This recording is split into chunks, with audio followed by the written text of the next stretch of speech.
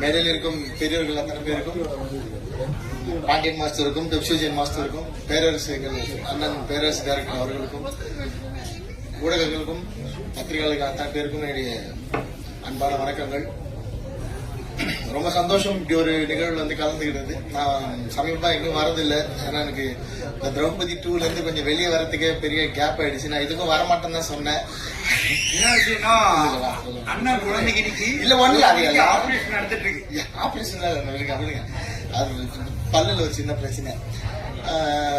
ஒரு ஸ்டண்ட் கலைஞர் இயக்குனர் ஆகிறது வந்து சாதாரண விஷயம் இல்ல. அது ஒரு பெரிய முயற்சி.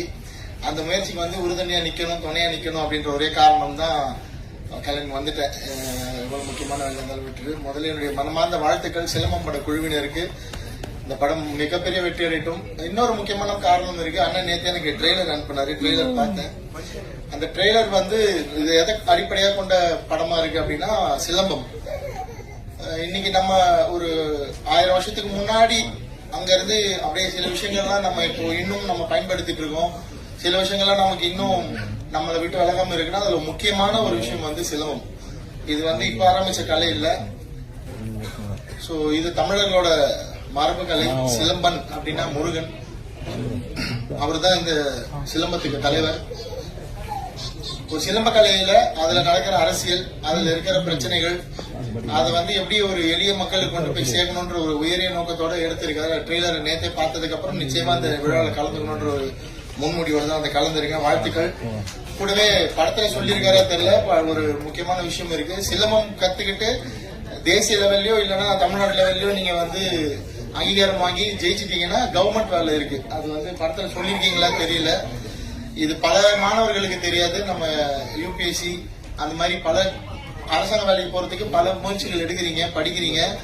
விளையாட்டிலும் அது முக்கியமாக சிலம்பத்துல ஆர்வம் காட்டி சிலம்பத்துல நீங்க வந்து வெற்றியாளராக இருந்தீங்கன்னா கவர்மெண்ட் வேலைக்கு போலாம். 3% கோட்டா இருக்கு தமிழ்நாட்டுல. சிலம்பம் அவ்வளவு முக்கியமான விஷயம். இது எனக்கு வந்து திரௌபதி படம் பண்றப்பதான் தெரியும். ஏன்னா அதுல என்னோட ஹீரோ வந்து சிலம்பம் கத்துத்தர ஒரு வாத்தியார் தான், ரிச்சர்ட் சார் அந்த ரோல் பண்ணிருப்பாரு. பாண்டியன் மாஸ்டர் தான் அதுக்கும் ட்ரைனிங் கொடுத்தாரு. 2 கையில சிலம்பம் சுத்த கத்துக்க சொன்னேன். ஒரு வாரத்துல மாஸ்டர் தான் அந்த ட்ரைனிங் கொடுத்தாரு. பாண்டியன் மாஸ்டர் இல்லாம எங்க எந்த படமும் நடக்காது. எல்லா படத்துக்கும் அவர் ட்ரைனிங் கொடுத்துருவாரு. 4 பேர் அனுப்பிடுவேன். மாஸ்டர் சொன்னாரு, எனக்கு வருத்தமா தான் திரௌபதி 2 நான் ரிலீஸ் பண்ண டைம் தப்பு மாஸ்டர். என் மேலதான் அது வந்து முழுக்க நான் வந்து ப்ரொடியூசர் கிட்ட ஃபைட் பண்ணி நாங்க ஒரு டேட் வச்சிருந்தோம். ஜனவரி 30 இல்லைன்னா பிப்ரவரி ரிலீஸ் பண்ணலான்னு. ஜனநாயகன் டேட் மாறி இங்க முன்னாடி பின்னாடி போனதால அந்த பொங்கல்னு ஒரு பெரிய கேப் எடுத்ததால ப்ரொடியூசர் வந்து பொங்கலுக்கு வந்துடலாம் அப்படின்னு சொன்னாரு. நான் சண்டை போட்டு எலெக்ஷன் வரைக்கும் நிப்பாட்டிருக்கணும் அந்த படத்தை. இல்லைன்னா நான் சொன்ன டேட்ல வந்துருக்கணும். அது தப்பு. நிறைய விஷயங்கள் சினிமாவில் கத்துக்கிற முதல் தடவையா நான் அந்த தோல்வியை பார்த்துட்டு தான் கத்துக்கிட்டாரு. அது ரொம்ப வருத்தமான விஷயம். அதனால அதுல இருந்து வெளியே வரல. நான் ரொம்ப கஷ்டப்பட்டு எடுத்த படம். இன்னைக்கு சினிமா வந்து முன்னாடி ரசிகர்கள் இருந்த மாதிரி இல்ல. இன்னைக்கு சினிமா வந்து இன்ஃபுளுசர்ஸ் கையில இருக்கு. ஒரு படம் வந்து எப்படி ஓடணும், ஓடக்கூடாது, யார் படம் ஜெயிக்கணும், இதெல்லாம் வெளியே இன்ஃபுளுசர்ஸ் முடிவு பண்றாங்க. முன்னாடி வந்து விமர்சகர்களும் பத்திரிகையாளர்களும் வந்து நல்ல விமர்சனம் கொடுத்து படங்களை ஜெயிக்க வச்சாங்க. இன்னைக்கு அவங்களையும் தாண்டி சோசியல் மீடியா இன்ஃபுளுசர்ஸ் கையில போயிடுச்சு. அது இன்னைக்கு ஒரு மிகப்பெரிய ஒரு சக்தியா தான் இருக்கு. அது நல்லதா கெட்டதா தெரியல. ஏன்னா நிறைய படங்கள் ஓடுறதும் அந்த சோசியல் மீடியா இன்ஃபுளுசர்ஸ்னாலதான். சில படங்களை வந்து முடிக்கணும் சித்தாந்தமா அதை வந்து முடிவு பண்ணிடுறாங்க முன்கூட்டியே. அப்படி எனக்கு நிறைய நடந்திருக்கு திரௌபதி 2ல. அதெல்லாம் இப்ப பேசி பிரயோஜனம் இல்ல, பேச வேண்டிய மேடையும் இது இல்ல. சோ ஆனா ஓடிடில கொண்டு வந்து சேர்க்கணும் அந்த படத்தை. அங்கேயுமே எனக்கு வந்து அரசியல் நிறைய தலையிட்டு திரௌபதி ஓடிடில கொண்டு வர முடியல. அதனால இந்த இடத்துல ஒரு முக்கியமான கோரிக்கை வச்சிருக்கேன். மத்திய அரசுல வேவ்ஸ் அப்படின்ற ஒரு ஓடிடி இருக்குது. நம்ம தமிழ் சினிமால எத்தனை பேருக்கு தெரியும் தெரியல, பேரரசு சாருக்கே தெரியுமான்னு தெரியல. அரசாங்கத்தின் சார்பில் 2024ஆம் ஆண்டு வேவ்ஸ் அப்படின்னு ஒரு ஓடிடி பிரச்சார் பாரதி அபிஷியலாவே லான்ச் பண்ணி இன்னைக்கு அதுல வந்து ஆயிரக்கணக்கான படங்கள் இருக்கு. ஹிந்தி படங்கள், மராத்தி, கன்னடா படங்கள் வரைக்கும் அதுல போயிட்டு நிறைய பேர் வந்து அதுல வந்து எதுவும் காசு கொடுக்க மாட்டாங்க. நீங்க எல்லா படத்தையும் அதுல போயிட்டு ஸ்ட்ரீம் பண்ணலாம்.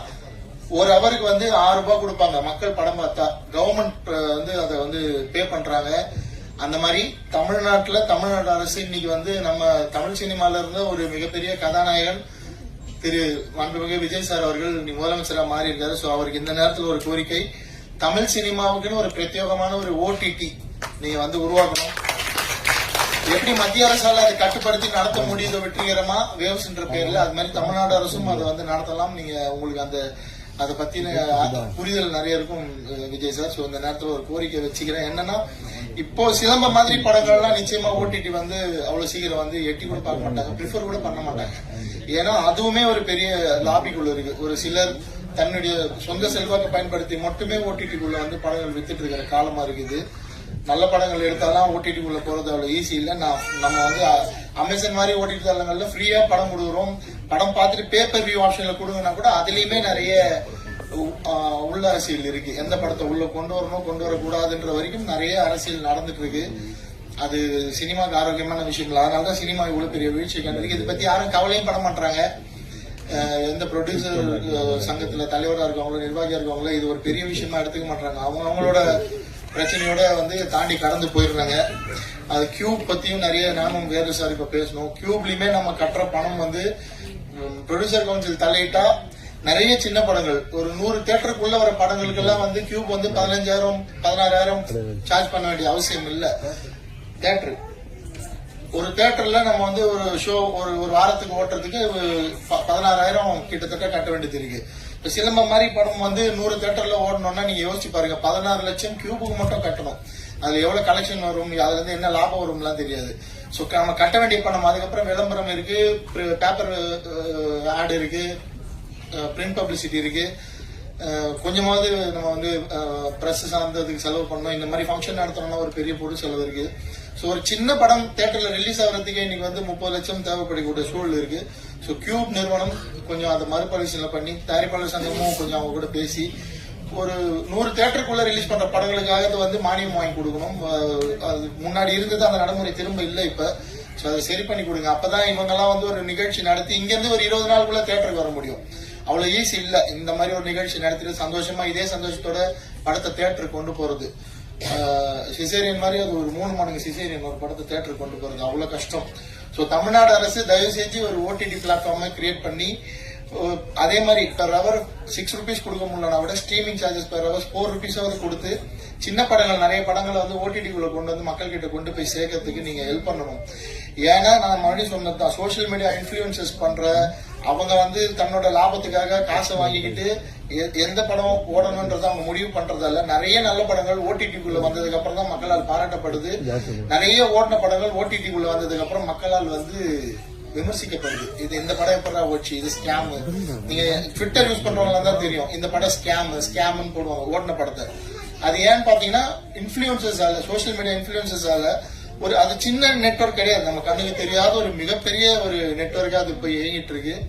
நான் பாதிக்கப்பட்டிருக்கேன். திரௌபதி 2 திரைப்படம் கிட்டத்தட்ட ஒரு குறைஞ்சது ஒரு 400 இன்ஃபுளுசஸ் ஒரு இன்னைக்கு தோத்துட்டாங்க அந்த கட்சி. சோ அவங்க சைட்ல இருந்து கட்சின்னு இல்ல, கட்சியில இருக்க சில நபர்கள் அவங்களோட சொந்த சிந்தனைக்காக அதை பயன்படுத்தி ஒரு படத்தையே வந்து மக்கள் கிட்ட கொண்டு போய் சேர்க்காம அவ்வளவு நெகட்டிவ் ரிவ்யூஸ் வந்து பிளான் பண்ணி கொண்டு போய் சேர்க்க முடியுது.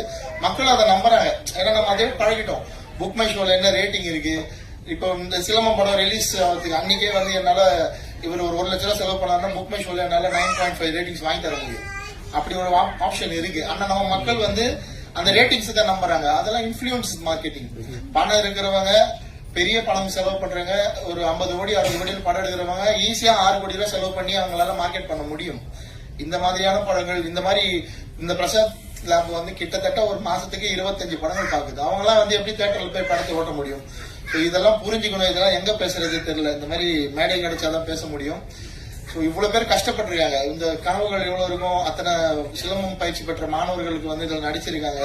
நம்மள மக்கள் கொண்டாடிக்க மாட்டாங்களான்னு எவ்வளவு கனவு இருக்கும்.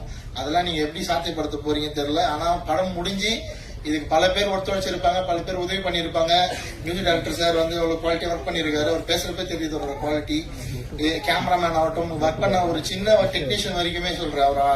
ஒரு ஆர்ட் டிபார்ட்மெண்ட் ஒர்க் பண்ண ஆர்ட் செட் அசிஸ்டன்ட் வரைக்கும் எவ்வளவு இதுக்கு வந்து ஒத்துழைச்சிருப்பாங்க. அவ்வளவு பேரோட கனவும் அவ்வளவு பேருடைய உழைப்பும் வெற்றி பெறணும்.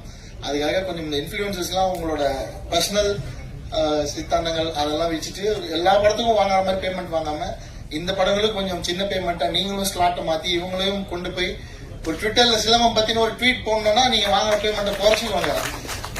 நீங்க நல்லா இருக்கணும்னா சினிமா நல்லா இருக்கும். சினிமா தான் உங்களுக்கு வந்து சோறு போடுது. அதாவது மைண்ட்ல வச்சுக்கோங்க. ஸோ இன்ஃபுளுசர்ஸ்னா நம்ம வந்து பெரிய படங்கள் பெரிய டெக்னீஷியன்ஸ் கூட தான் டிராவல் பண்ணணும், அதுதான் மதிப்பு நினைக்காம சின்ன படங்களுக்கும் தயவு செஞ்சு ஒர்க் பண்ணுங்க. தமிழ்நாடு அரசும் தயவு செஞ்சு ஒரு ஓடிடி ஓபன் பண்ணி சினிமா வாழவீங்க. நன்றி, வாழ்த்துக்கள். மறுபடியும் சிலம்பம் படம் மிகப்பெரிய வெற்றி அடையட்டும். அத்தனை குழுவினருக்கும் உழைச்ச அத்தனை பேருக்கும் தயாரிப்பாளருக்கும் கலந்து வாழ்த்து வந்த அத்தனை பேருக்கும் என்னுடைய மனமார்ந்த வாழ்த்துக்கள்.